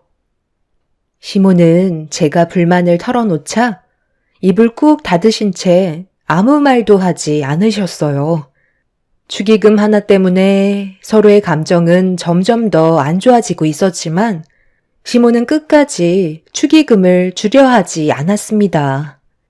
남편은 저에게 미안하다면서 축의금은 자기가 대신 주겠다며 갑자기 자리에서 일어났어요. 남편은 시모를 바라보며 그동안 살아오면서 그날 시모의 행동에 너무 큰 실망을 했고 잘못을 인정하지 않는 시모와 차라리 서로 안 보고 사는 게 덜 상처받게 되는 방법 같다며 평생 후회해도 소용없다면서 아들 얼굴 볼 생각하지 말라고 시댁을 뛰쳐나갔습니다.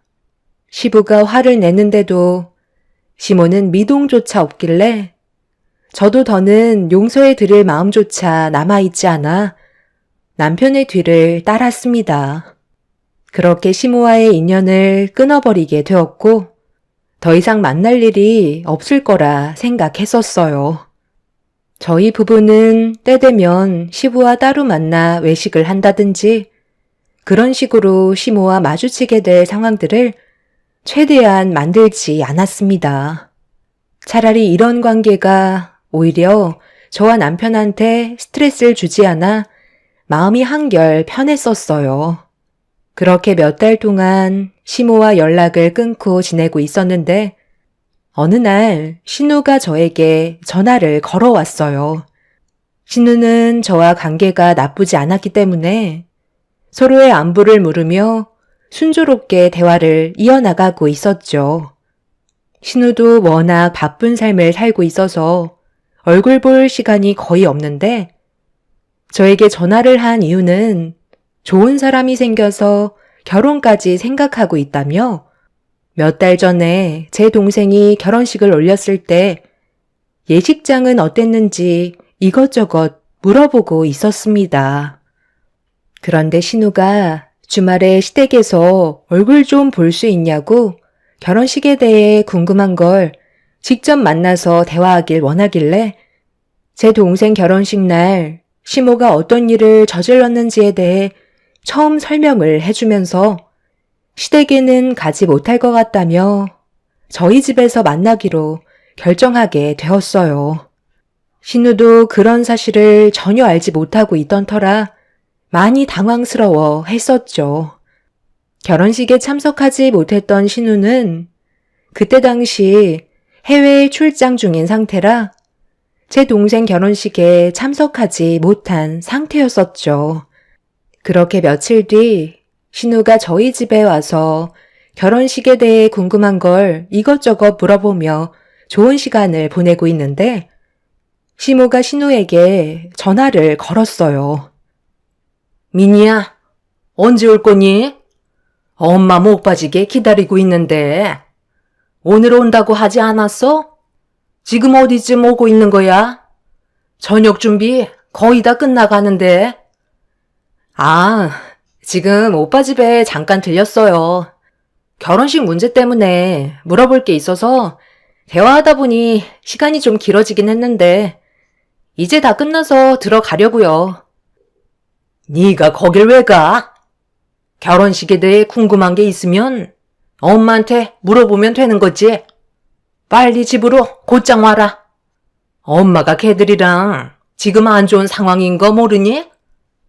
저도 어떤 일이 있었는지 대충 들었어요. 엄마가 잘못했지 뭐. 계속 이런 식으로 안 좋은 관계 유지할 거예요? 저도 이제 결혼식 올리게 될 텐데 서로 웃으면서 봐야 하지 않겠어요? 제 결혼식까지 망칠 생각은 아니죠. 여기서 엄마 집 멀지도 않은데 몇 달 동안 얼굴 안 봤다는 게 말이 돼요? 지금 출발할 거니까 가서 좀 더 얘기해요. 엄마가 하루빨리 모든 걸 해결을 해주셔야 제가 웃으면서 결혼식을 끝마칠 수 있죠. 서둘러 갈게요. 신우도 시모가 잘못한 점에 대해 얘기하면서 언제까지 이렇게 살 거냐고 하루빨리 저희와의 관계를 회복하길 원하고 있었습니다. 신우 결혼식 날 서로가 얼굴을 붉히며 만나는 건 좋은 영향을 주지 않기 때문에 최대한 서둘러 안 좋은 감정을 털어내길 바라고 있었죠. 시모는 집에 와서 얘기하자며 전화를 끊으셨고 신우는 자기가 알아서 잘 해결하겠다며 서둘러 시댁으로 출발했어요. 그렇게 한참의 시간이 지난 뒤 그동안 한 번도 잘못을 인정하지 않고 버티고 계셨던 시모가 저에게 전화를 하셔서는 동생의 결혼식 날 저지른 행동들에 대해 처음으로 사과를 하셨어요. 시간이 어느 정도 지난 만큼 저희도 분노했던 감정이 어느 정도 가라앉았던 터라 좋게 마무리 지을 수 있었습니다. 아무래도 신우의 결혼식 날 서로 얼굴을 마주하게 될 텐데 그때도 얼굴을 붉히면 신우까지 시모와 안 보고 살겠다는 말이 나올까봐 그런 불행들이 다가오는 게 싫으셨던 것 같아요. 어찌됐든 먼저 저희한테 전화를 하셨기 때문에 저희도 좋게 풀 수 있었고 더 이상은 일을 크게 만들지 않기로 결정하게 되었죠. 남편은 엎드려 절받기 같다며 신우 결혼식 때문에 어쩔 수 없이 억지로 전화한 것 같다고 불만을 털어놨지만 사람 사는 인생 언제까지 인연을 끊고 살 수 없기 때문에 최대한 좋게 해결 보는 게 모두에게 이득일 것 같아 그냥 넘어가기로 했었죠. 그렇게 시간이 지나 신우의 결혼식이 당일로 다가오면서 저희는 남편과 함께 예식장 안으로 들어갔어요. 남편은 정신없이 결혼식 준비 진행을 도와주고 있었는데 저를 본 시모가 일그러진 얼굴로 지금 뭐 하는 짓이냐며 다짜고짜 저를 비상계단으로 끌고 갔어요. 너 지금 나한테 복수라도 하는 거야? 저 많은 아이들은 뭐야? 왜 쟤들을 데려온 거냐고? 여기가 무료 급식소도 아닌데 고원생들을 데려오면 결혼식장 이미지가 어떻겠냐고? 보는 눈들이 얼마나 많은데 오늘 같은 날 꼭 일을 만들어야 되겠어? 내가 이번 결혼식 끝나면 그때 못 줬던 축의금 주기로 했었잖아. 저는 복수 같은 그런 생각 전혀 한 적 없는데 어머님이 뭔가 찔리시는 게 있으시니까 이렇게 예민한 반응을 보이시는 거 아니에요? 저 아이들은 제가 개인적으로 후원하고 있는 아이들이에요. 저만 온 것도 아니고 원장님도 함께 오셨다고요. 문제될 거 하나 없는데 왜 이렇게 민감하신 거예요? 쟤들은 정상적으로 살아온 애들이 아니잖아. 부모도 없는 상태에서 결혼식에 함부로 들이면 내 딸 이미지가 어떻겠냐고. 중요한 결혼식 망치지 말고 아이들은 전부 다 밖으로 내쫓아라.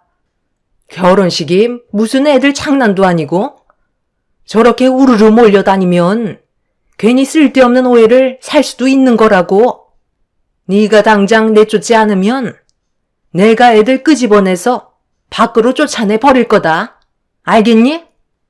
그리고 저런 애들은 평소에 고가의 음식을 접해본 적이 없기 때문에 다른 분들이 음식을 먹기도 전에 전부 다 거덜낼 게 뻔하다고.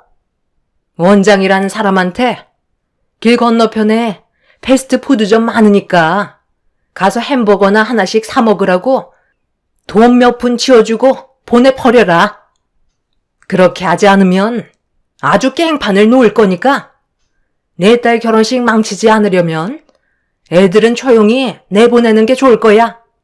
고아들이라고 자랑하러 온 것도 아니고 예식장에 20명이나 데리고 오는 게 말이 되니? 네가 생각이 없으니까 평소에도 욕을 먹는 거라고. 결혼식 끝나고 너한테 주겠다던 축의금은 없었던 일로 해야 되겠다.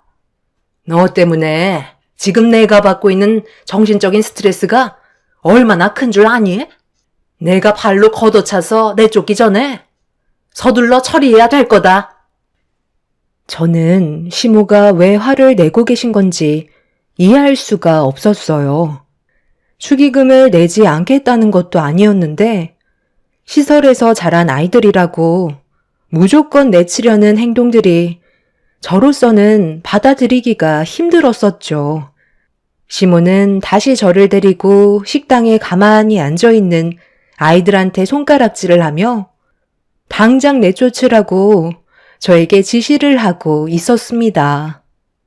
시모의 목소리가 점점 커지자 남편은 급하게 달려와 무슨 일인지 물어보자 보육원에서 생활하는 아이들을 결혼식장에 데려왔다며 남편한테 화를 내고 있었죠. 남편도 같이 후원을 하고 있는 입장이라 시모를 최대한 좋게 설득시키면서 흥분을 가라앉히게끔 노력했지만 시모는 점점 더 분노를 가라앉히지 못하고 있었어요. 난감한 저희는 일단 시모를 진정시키기 위해 식당에 앉아있는 아이들을 밖으로 불렀는데 음식을 나르고 있던 원장님이 무슨 일이냐며 저희한테 달려오셨어요. 그래서 상황을 대충 설명하고 있는데 갑자기 시모가 아이들이 보는 앞에서 원장님을 강하게 밀쳤고 중심을 잡지 못하신 원장님은 뒤로 심하게 넘어지는 사고를 당하게 되셨어요. 너무 순식간에 일어난 일이라 저는 뭐 하시는 거냐고 화를 내며 식장이 떠나갈 정도로 소리를 질렀어요. 그러자 식장 안에 있던 분들이 모두 저희를 바라보았고 한 아이가 넘어진 원장님을 보면서 울음을 터뜨리자 20명이나 되는 아이들이 한꺼번에 눈물을 쏟아내고 말았습니다. 시모의 생각 없는 행동 하나 때문에 걷잡을 수 없이 상황은 심각하게 흘러가게 되었고 결국 신부 대기실에 있던 신우까지 밖으로 나오게 되면서 결혼식에 차질이 생기고 말았습니다.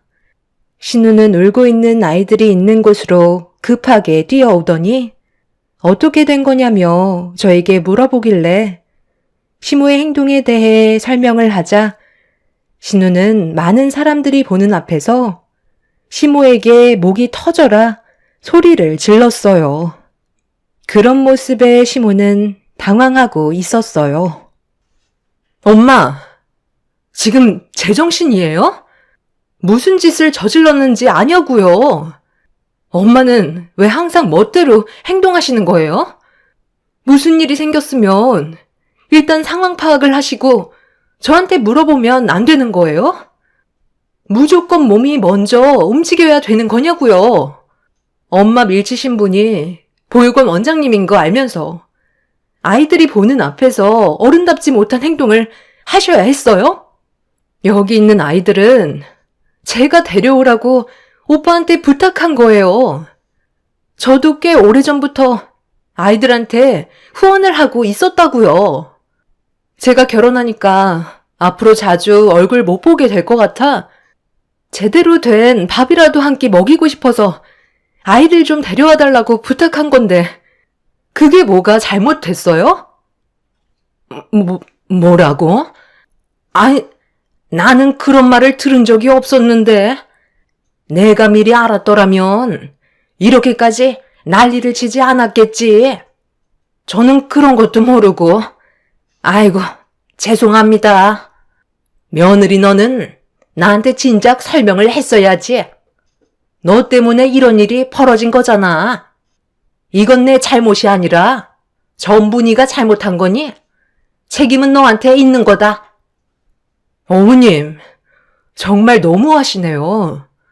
제가 설명을 해드리기도 전에 이미 두 귀를 닫으셨고 무조건 아이들을 밖으로 내치라고 저에게 화부터 내셨잖아요. 시모는 끝까지 제가 잘못을 했다며 원인 제공자라고 다시 저한테 화를 내기 시작했어요. 신우는 그런 모습을 보고 있다가 결국 분노를 참지 못했는지 그 자리에서 비명을 질렀습니다. 시모 때문에 한 번뿐인 결혼식은 또다시 무너지게 되었죠. 신우의 시댁 식구들까지 모여들게 되자 시모는 당황한 눈빛으로 뒷걸음질을 치고 있었는데 시부가 시모한테 화를 내면서 당장 식장에 들어가 자리에 앉아 있으라며 절대 나오지 말라고 분노하신 모습을 보여주셨어요. 시부가 화를 내자 그제서야 꼬리를 내린 시모는 고개를 떨군 채 얼굴이 붉어진 상태로 급하게 식장으로 달려 들어가려 하시는데 그 순간 계모임 회원분이었던 한 분이 시모한테 달려오시더니 갑자기 머리채를 잡으면서 돈 내놓으라고 난리를 치기 시작했어요. 무슨 상황인지 저희는 알지 못하는 상태라 계모임 회원분을 시모와 떨어뜨려 놓은 뒤 무슨 일이냐고 여쭤보는 순간 그분 입에서 나온 말을 듣게 되는 순간 시모는 그 자리에 털썩 주저앉고 말았습니다. 개모임 회원분들 중에 한 분이 상당히 많은 갯돈을 가지고 잠적을 했다며 연락조차 받지 않는다고 이미 해외로 도망친 것 같다는 충격적인 말을 듣게 되었죠.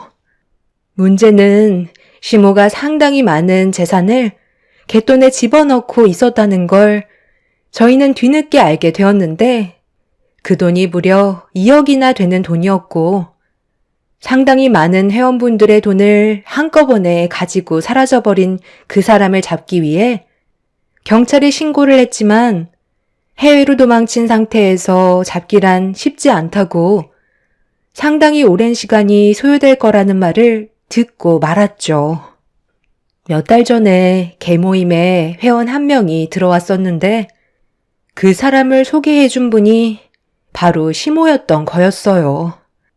시부는 개모임 같은 거 하지 말라고 몇 번이나 충고했었는데 시모는 그 말을 무시한 채 본인이 하고 싶은 대로 일을 계획하다가 결국 엄청난 피해를 보게 되면서 결혼식장에 다른 회원분들까지 들이닥치면서 시모의 머리채를 휘어잡아 결혼식장은 난리가 나고 말았습니다. 결국 신우의 시댁 집안은 이런 집안 사람들과 결혼식은 다시 생각해 봐야 할 것 같다면서 그 사람들은 결혼식을 취소까지 하게 되는 지경까지 이르렀고 신우는 그 자리에 주저앉아 눈물을 쏟아내고 말았습니다. 신우는 결혼식장에 발도 들여볼 수도 없이 파혼 통보를 받게 되었던 거죠. 시부께서 신우의 시댁 어르신들께 고개를 숙이며 최대한 빨리 정리하겠다고 했지만 이미 그분들은 결혼 성사시킬 생각 없다며 결혼식을 취소시켜 버렸습니다.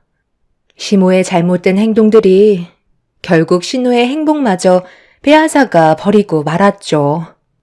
결국 시댁 집안은 파혼에 따른 위자료를 물어줄 수밖에 없었고 그날 이후 신우는 시모와 완전 인연을 끊어버린 상태가 되어 버렸어요. 지금도 갯돈을 가지고 잠적해버린 범인을 찾기 위해 수사 중에 있지만 상당히 어려움을 겪고 있다는 소식만 접할 수 있었습니다.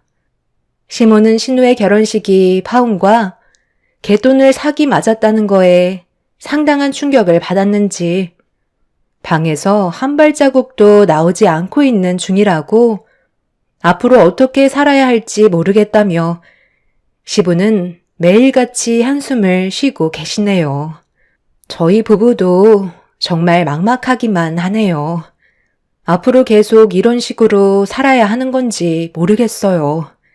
시모의 잘못으로 상당히 많은 사람들이 피해를 보게 되었는데요.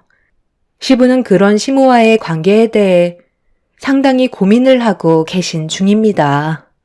잘못을 뉘우치고 계시다곤 하지만 되돌리기에는 수습할 수 있는 범위를 벗어난 것 같아요. 대책 없이 문을 닫고 나오지 않는 시모를 보면 답답할 뿐입니다. 아마 본인이 저지른 잘못에 대해 땅을 치며 후회하고 있는 중이시겠죠.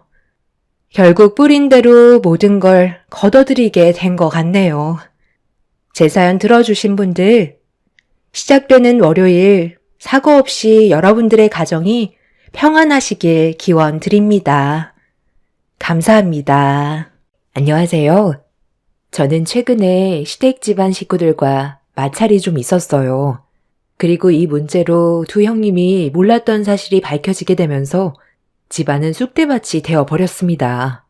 남편과 7년의 결혼 생활을 하는 동안 제일 힘들었던 건 제 위로 두 형님과 함께한 시간들이었어요. 보통 다른 집안 며느리들은 대부분 시모와의 마찰 때문에 힘들어한다던데 저는 두 형님들 때문에 시댁에 모임이 있을 때면 가고 싶지가 않았어요. 최대한 좋은 관계를 만들어가고 싶어서 다방면으로 노력을 좀 했었는데 돌아오는 건 상처밖에 없었습니다. 그러다 보니 저도 더 이상 노력하고 싶지도 않았었고 제가 해야 될 일들만 묵묵히 했어요. 형님들과 대화 자체를 하지 않는 게 스트레스를 덜 받는 것 같아 최대한 말수를 줄였습니다. 저도 사람인지라 참는 것도 한계였던 상태라 형님들이 말을 걸어도 답을 하지 않았어요. 그때 당시 저 또한 제정신이 아닐 정도로 형님들에게 정말 질려버려 목소리조차 듣고 싶지 않아 괴로웠던 나머지 비명을 질러 버렸습니다. 갑자기 저지른 돌발 행동에 가족들 모두 당황스러워했지만 저는 살기 위한 몸부림이었고 상황이 심각해지는 걸 인지한 남편은 제가 요즘 스트레스 받는 일이 많아서 그런 거라며 서둘러 저를 일으켜 세웠습니다. 하지만 이미 비명을 지를 때부터 눈이 돌아버린 상태라 그 자리에서 두 형님들에게 삿대질을 하며 7년간 참아왔던 분노를 폭발시켜버렸습니다. 두 형님들은 눈이 돌아버린 저를 보곤 입을 다물지 못했고 그런 모습을 지켜보던 아주버님들이 형님들 대신 저에게 화를 냈어요. 재수씨, 지금 뭐 하는 거야? 아무리 기분 나쁜 게 있어도 그렇지? 어른들 앞에서 비명을 지른 것도 모자라? 삿대질에 막말까지 하면 되겠어? 아주버님들이 뭘 한다고 끼어들어요. 제가 큰형님한테 화 좀 낸 게 잘못된 거예요? 형님들은 그동안 저에게 어떻게 했는데요? 아주버님도 옆에서 전부 지켜봤으면서 아무 말도 하지 않았잖아요. 이 사람이랑 제가 왜 무시를 당하면서 살아야 되는데요? 이제는 정말 지긋지긋하다고요.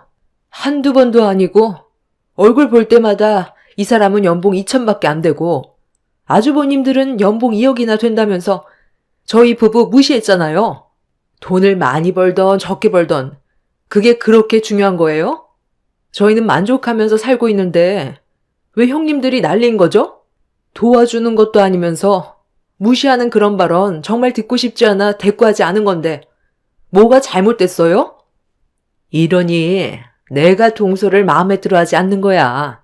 자기 주제도 모르고 대드는데 좋은 말이 나가겠어? 어머님이 막내 동서를 하도 감싸고 도니까 지금 이 사달이 난 거잖아요. 다음부터 기어오르지 못하게 아주 따끔하게 혼내주세요.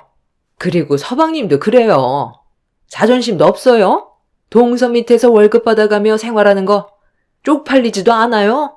제가 서방님이었으면 동서 밑에서 연봉 2천 받으면서 생활할 바엔 차라리 그냥 밖에서 다른 일 알아보고도 남았겠네요. 그게 훨씬 더 돈을 많이 받을 텐데요. 요즘 동서가 옛날과 다르게 사업 좀 잘 된다고 목에 힘 좀 들어간 것 같은데 비전도 없는 그 사업이 얼마나 오래 갈 것 같아? 내 말이요. 얼마 못 가 망할걸요? 사업이라는 게 평생 잘 되면 세상 사람 전부 다 부자 되게요? 오늘따라 동서한테 비린내가 진동을 하는데 생선 좀 많이 팔았나 봐? 아, 진짜 듣기 싫어 죽겠네. 이제 그만들 좀 해요. 어찌됐든 상황을 악화시킨 건 형수님들이잖아요. 이 사람이 뭘 잘못했다고 못 잡아먹어 안달이에요? 최근에 일 좀 잘 된다고 하니까 배가 그렇게 아파요? 우리가 아무리 잘 돼도 어차피 형들 연봉엔 따라갈 수도 없는데 왜 이렇게까지 비아냥거려요? 가족끼리 이러는 거 창피하지도 않아요? 그만들 해라. 각자 주어진 환경에서 최선을 다해 살아가면 되는 건데 오래간만에 얼굴 보는데도 계속 싸울 거면 다음부턴 이런 자리 안 받는 게 좋겠다. 저도 같은 생각이에요. 차라리 따로 만나는 게 훨씬 속 편하겠어요. 저도 형님네 얼굴 보고 싶지 않았는데 이번 기회에 그냥 연 끊고 지내죠. 재수씨, 지금 상당히 위험한 발언을 많이 하는데 오늘 아주 작정하고 깽판 치려고 온 거야? 뭐든 적당히 해야지. 과하면 피해를 보게 된다는 거 몰라? 분위기는 점점 더 심각해졌고 목소리 또한 높아지게 되자 시부모님이 중재를 했지만 이미 두 형님네와 저희 부부 사이에 돌이킬 수 없는 갈등과 상처가 생겨버려 관계 회복은 불가능에 가까웠어요. 제가 두 형님들에게 힘들었던 감정들에 대해 전부 쏟아낸 뒤 집으로 돌아오긴 했지만 7년의 시간 동안 받았던 스트레스를 한 번에 풀지 못해 가슴 한편에 응어리가 그대로 남아 있었습니다. 형님들은 두 아주버님이 벌어오는 돈으로 집에서 놀고 먹기만 하면서 열심히 살고 있는 저희 부부에게 막말을 하는 거에 기분이 상당히 안 좋았어요. 그래서 두 형님 내외와 한바탕 싸운 이후 한동안 연락을 끊고 살게 되었죠. 저는 각종 해산물들을 경매받아 남편이 식당이 납품하는 일을 하고 있습니다. 수산시장에 가게도 있어서 개인적으로 판매도 하는데 남편이 저와 함께 일을 하게 된 건 몇 년 전에 회사에 다니다가 과도한 업무로 인해 과로로 쓰러진 적이 있었어요. 돈도 그렇게 많이 주는 것도 아니고 늦게까지 일을 한다고 야간 수당을 따로 챙겨주는 것도 아니었는데 그렇게 무리하게 일을 할 바엔 차라리 저와 함께 일을 하는 게 좋을 것 같아 남편이 다니던 회사를 그만두게 설득했어요. 그리고 저와 함께 일을 하게 되었죠. 새벽에 경매받은 해산물들을 아침에 납품한 뒤부턴 가게만 봐주면 나머진 제가 거의 다 알아서 하기 때문에 남편은 신체적으로 크게 무리가 되는 건 없었어요. 그리고 연봉 2천이라고 두 형님들이 무시한 것도 이해가 안 되는 게 제가 남편한테 주는 월급은 남편 혼자 쓰라고 주는 용돈이기 때문에 적당한 선에서 맞춰준 건데 저희가 형님네보다 못 산다고 무시하는 행동들은 도저히 좋게 받아주기가 어려웠어요. 두 아주버님들은 보험 설계사로 일을 하고 있는데 상당히 높은 연봉을 자랑하고 있지만 그만큼 회사에 있는 시간도 많고 2억이라는 연봉을 유지하기 위해선 남들보다 더 많은 시간을 할애해야 되기 때문에 가족들과 보낼 수 있는 시간도 거의 없었어요. 돈이 많으면야 좋겠지만 가족들과 제대로 된 시간조차 보낼 수 없는데 그게 다 무슨 소용이겠어요. 형님들은 애들 육아 핑계로 아주버님들 등 뒤에 달라붙어 단물만 빨아먹는 그런 모습이 정말 한심해 보였습니다.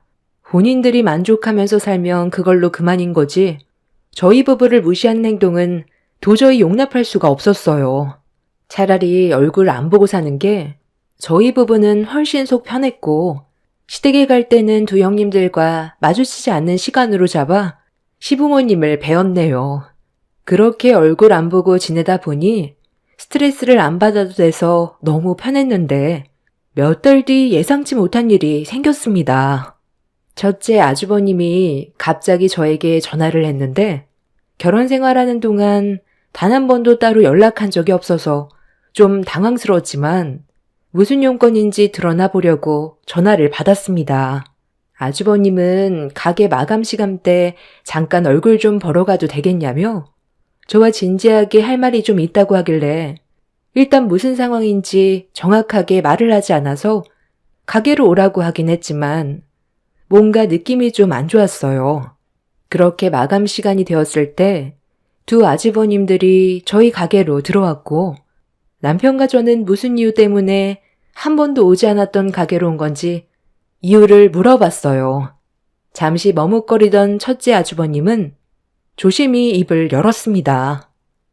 요즘 돈벌이가 나쁘지 않다던데 일은 평생 할 수 있는 일인가? 어떤 식으로 운영하고 있는지 좀 알고 싶어서 그런데 알려줄 수 없을까? 갑자기 그런 건 왜 물어보는 거예요? 집안에 무슨 안 좋은 일이라도 생겼어요? 7년 동안 개인적으로 저에게 전화한 적 한 번도 없었던 아주버님이 제 가게에 와서 어떤 식으로 돈을 벌고 있는지에 대해 왜 물어보는지 전혀 감이 안 잡혀서요. 제 기준으론 저희 부부가 먹고 사는데 돈벌이가 나쁘지는 않은 것 같아요. 그리고 지금도 제 사업은 점점 더 커지고 있는 중이고요. 수산업이 망하는 거 봤어요. 제가 노력하는 만큼 성과도 따라오기 때문에 먼 미래를 보면 아주버님이 받고 있는 연봉 2억보다 더 높아질 수도 있겠죠. 방금 물어본 질문에 대해선 전부 답변 드렸는데 왜 찾아왔는지도 알려주셔야죠. 재수씨가 하는 일에 갑자기 관심이 생겨서 우리도 좀 해보는 게 어떨까 싶어서 온 거긴 한데 일을 좀 가르쳐 줄 수 있을까? 나도 사업이라는 걸 하고 싶은데 딱히 떠오르는 게 없어서 일단 재수씨가 어떤 식으로 일을 하고 있는지 구경이나 해보려고 온 거죠. 우리 일 좀 가르쳐주면 좋을 것 같은데. 네? 아니, 일을 가르쳐 달라고요? 제가 하는 일이 쉬워 보이세요? 이 일도 얼마나 힘든 줄 알아요? 모든 일들이 거의 전부 몸으로 해야 되는 일이에요. 아주버님처럼 머리만 쓰면 돈이 들어오는 일이 아니라고요. 지금 다니는 회사의 연봉 2억씩이나 받고 있으면 그냥 그 회사 다니면 되지. 갑자기 수산업을 하겠다는 게 이해가 안 되네요. 그냥 솔직하게 얘기해. 어차피 나중에 되면 다 알게 될 텐데. 왜 이렇게 말을 돌려서 해? 제주씨, 형이랑 내가 몇 달 전에 회사 구조조정으로 퇴사 통보받아서 지금 백수가 된 상황이에요. 우리는 실적도 좋고 지금까지 회사에 공을 많이 세웠는데도 회사에서 구조조정으로 형이랑 저를 한마디 상의도 없이 내쳐버려서 지금 멘탈이 완전 무너진 상태예요. 연봉 2억. 그거 아무 소용없어요. 형이랑 나도 평생 직장인 줄 알았는데 경기가 안 좋아지고 고연봉 받는 사람들에게 월급 주는 게 회사 입장에서는 많이 부담스러웠는지 갑자기 구조조정에 대해 말이 나오기 시작하더니 결국 고연봉자들을 전부 퇴사 처리해 버렸어요. 회사 입장에서는 저금 연봉인 직원들을 새로 채용해 실적을 채우려는 거겠죠. 그렇게 회사의 뒤통수 맞아도 다른 회사로 가면 쉽게 채용이 될 줄 알았어요. 당연히 지금 받고 있는 연봉을 그대로 받을 수 있을 줄 알았는데 채용은커녕 다른 회사에서도 우리를 받아주지 않더라고요. 알고 보니 다른 회사도 똑같이 구조조정을 한 거였어요. 그만큼 지금 현재 형제가 많이 안 좋아졌다는 걸 알 수 있게 된 거죠. 아직까지 내가 퇴사 처리당한 거에 대해 집사람은 모르고 있어요. 나갈 돈은 많은데 당장 들어오는 돈이 없으니까 언제까지 비밀로 해야 될지도 모르겠고 결국 나중엔 이 사실을 전부 알게 될 텐데 그럼 집사람과도 문제가 생길 것 같아 고민하다가 재수씨가 요즘 일이 잘 된다고 하길래 배워보는 게 어떨까 해서 형이랑 같이 와보자고 한 거예요. 우리가 다니던 회사에선 노력하는 만큼 돈은 올려줬지만 내쳐지게 되니 지금까지 읽어온 시간들이 너무 허무하더라고요. 하지만 재수씨가 하고 있는 일은 내가 꾸준하게 지켜본 결과 망할 일도 없을 것 같고 이런 일이 있고 나서 관심이 좀 가더라고요.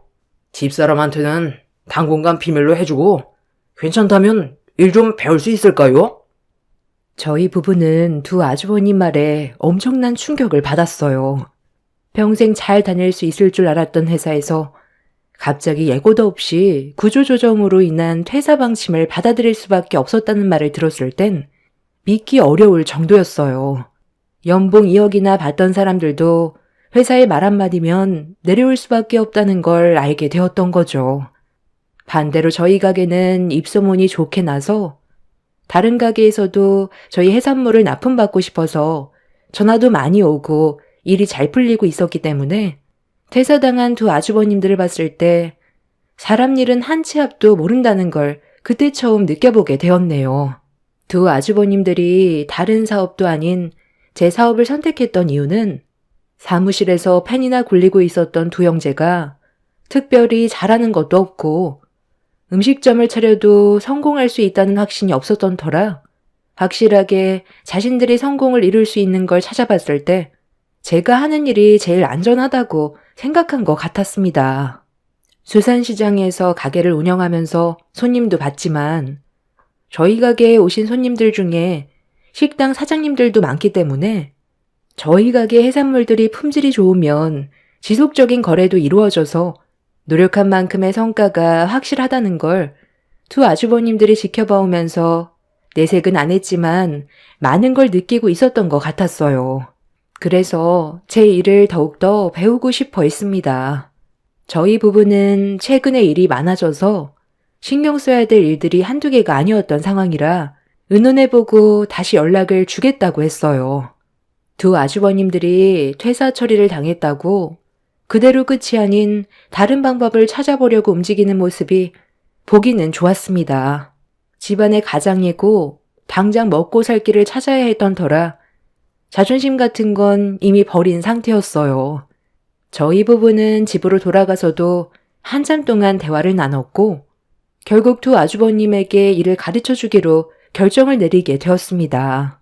가족 간에 안 좋은 감정들이 있긴 했었지만 이번 일을 계기로 좋은 관계로 발전될 수 있는 발판이 될 수도 있을 것 같아 저희 부부는 이번 일을 통해 좋게 풀어가려 했어요. 가족들과 얼굴 붉히고 등지면서 살아봤자 좋을 것도 없었고 시부모님께 항상 죄송한 마음이 들어서 아주버님들이 도와달라고 손을 내밀었을 때 모른 척하지 않았습니다.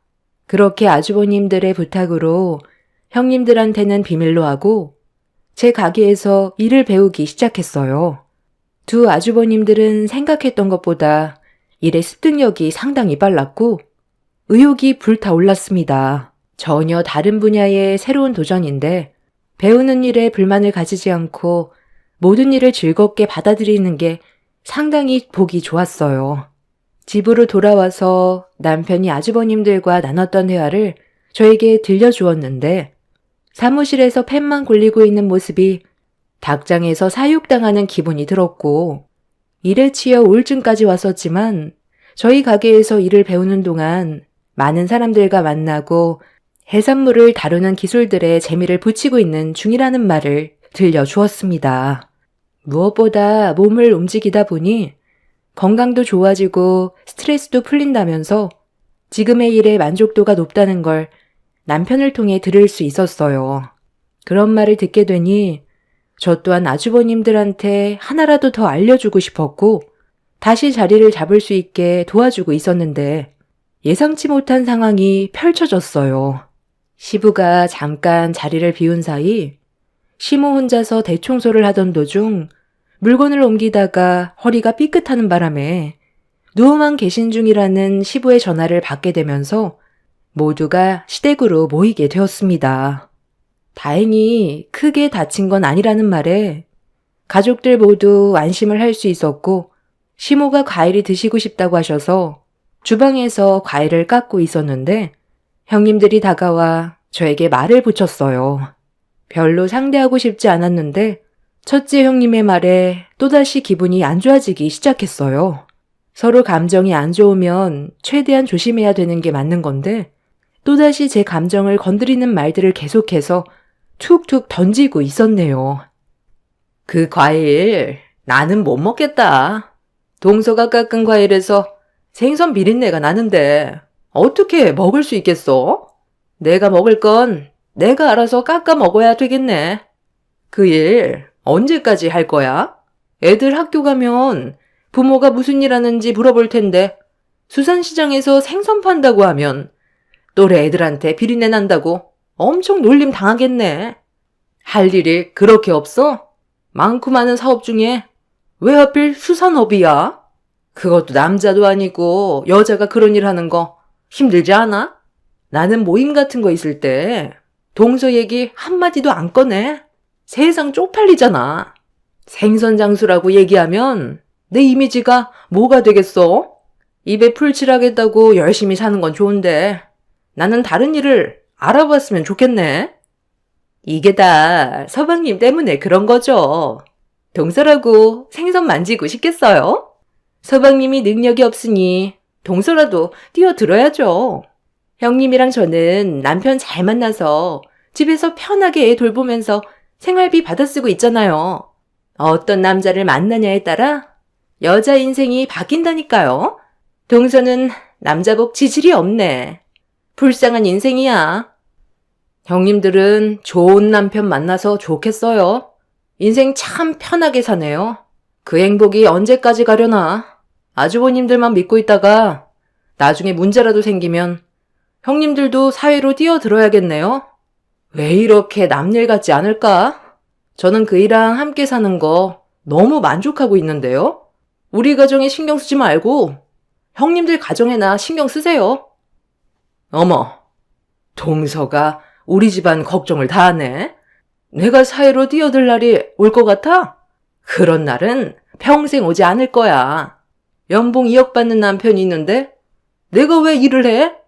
나는 고급 레스토랑에 다니면서 명품 쇼핑하러 다닐 거니까 동서나 평생 생선 만지면서 허송세월 보내. 본인 걱정이나 할 것이지. 별 거지 같은 게 남 걱정을 하고 있어? 첫째 형님의 마지막 말에 눈이 돌아버린 저는 과일 깎고 남은 껍질을 한데 모아 두 형님들에게 집어던져 버리자 경악하며 소리를 지르길래 그 즉시 내 현직 명함을 꺼내 두 면상에 집어던져 버렸어요. 두 형님들은 테이블에 떨어진 명함을 바라보더니 사색이 된 얼굴로 변해버렸고 두 아주버님을 외쳐 불렀네요. 아니, 이거 뭐야? 당신, 잠깐만 이리 좀 빨리 와봐. 이거 뭐야? 여기에 왜 당신 이름이랑 둘째 서방님 이름이 적혀 있는 거야? 동서수산시장 가게 명함에 왜 당신 이름이 적혀 있는 거냐고. 지금 이 상황 도저히 이해가 안 되네. 나 몰래 둘이서 무슨 이상한 짓을 꾸미고 다니는 거야? 왜 명함에 이름이 올라가져 있는 거냐고. 집안이 어떻게 돌아가는지도 모르는 한심한 것들. 니들 남편이 내 회사 계약직 사원이야. 내 말 이해 못했어? 내 가게에 와서 일을 배우고 있는 중이라고. 뭐라고? 아니, 여보. 지금 동서가 한 말이 사실이야? 당신 지금 보험 설계사로 일하고 있는 중이잖아.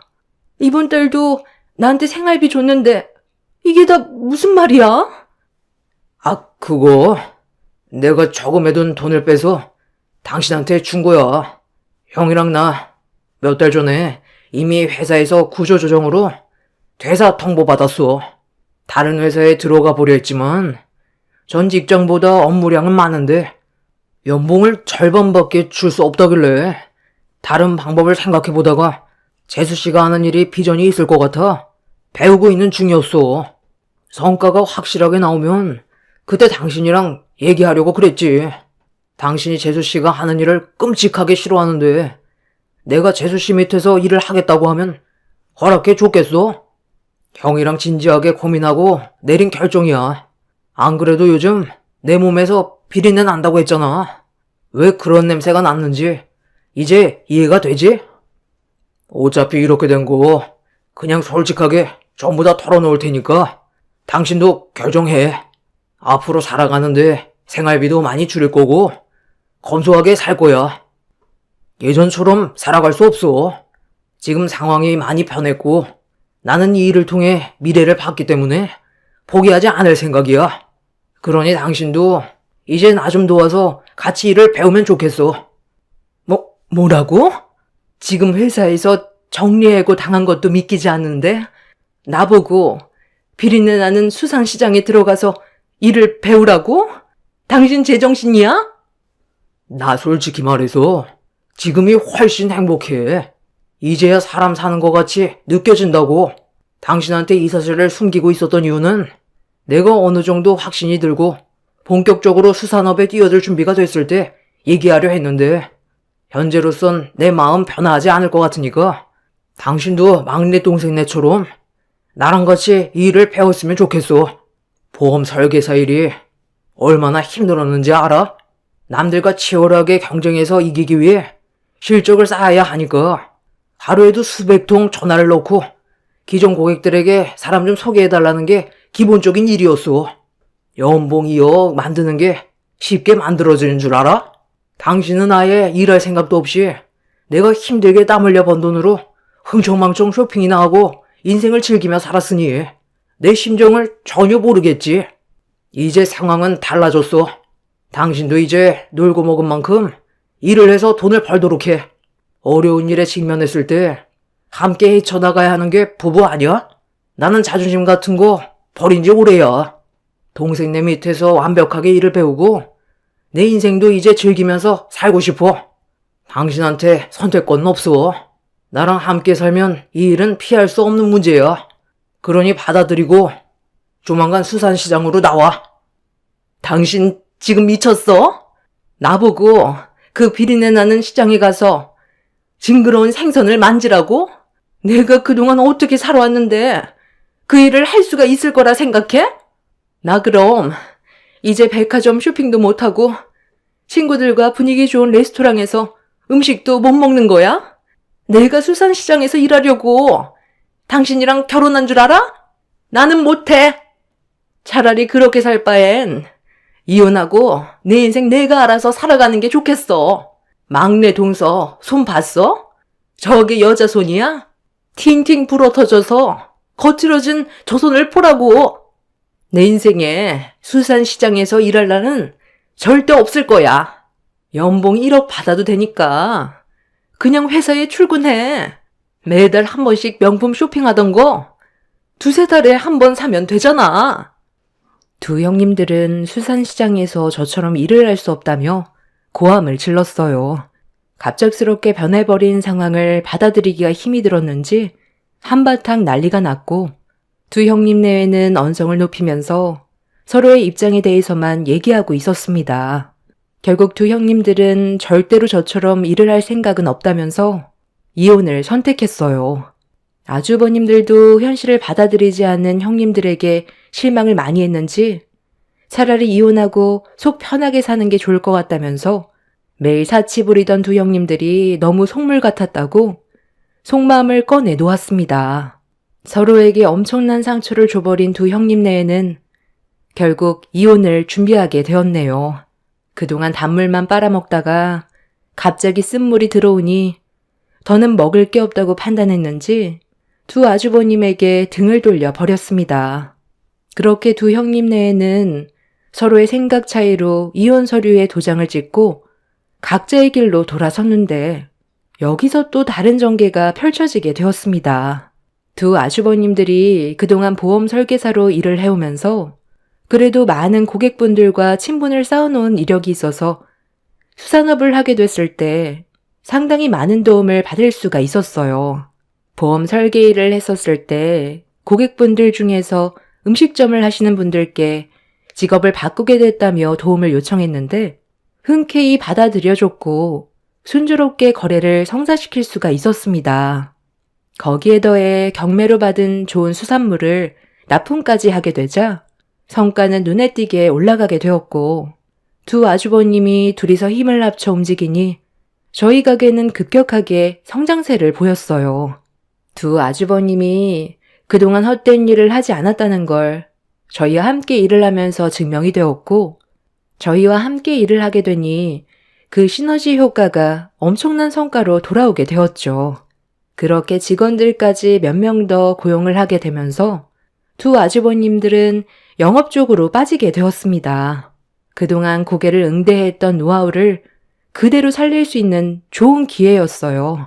그리고 저희가 잘 되어가니 형님들의 기회까지 들어갔는지 숙려 기간 중에 다시 아주버님들과 만남을 가졌습니다.